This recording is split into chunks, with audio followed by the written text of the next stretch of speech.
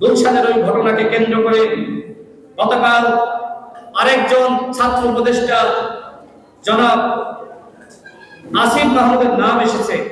পরবর্তীতে আবার দেখলাম আজকে একটু আগে সেই জানে আলম অপুর সহকর্মী সেও একটি প্রেস মিটিং করেছে, সেখানে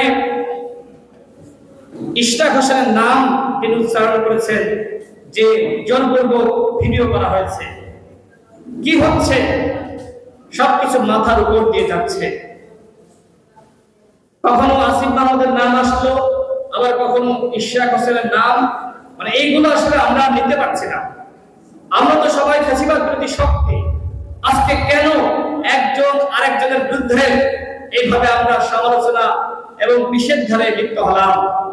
আমরা তো আমাদের এই বৈষম্য বিরোধী ছাত্র আন্দোলনের নেতা সমন্বয়, তাদের বিরুদ্ধে চাঁদাবাজির অভিযোগ আসুক, তারা গ্রেপ্তার হোক, সামাজিক যোগাযোগ মাধ্যমে তাদের নিয়ে বিভিন্ন ধরনের মন্তব্য আসুক, আমরা সেটা কখনোই প্রত্যাশা করি নাই।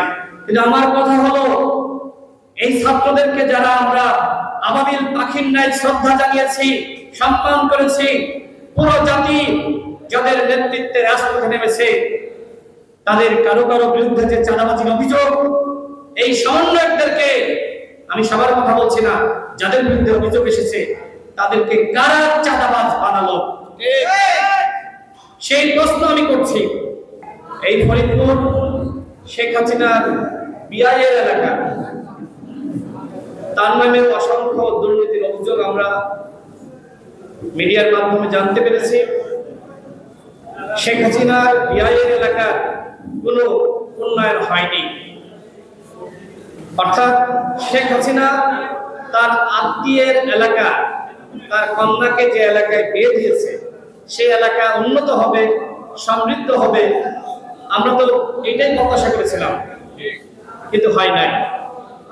এই ফরিদপুর এলাকা সেই ছাত্রলীগের সভাপতি 2000 কোটি টাকা পাচার করেছিল এবং এই ঘটনা ওই সময় ব্যাপকভাবে ভাইরাল হয়।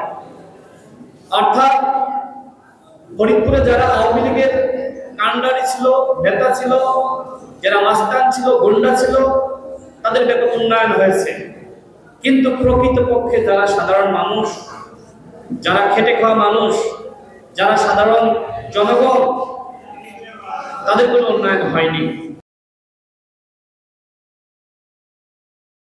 ওয়ালটন এখন দেশের সীমানা পেরিয়ে পৌঁছে গিয়েছে 50টিরও বেশি দেশে। ওয়ালটন, ঘরে ঘরে, বিশ্বজুড়ে।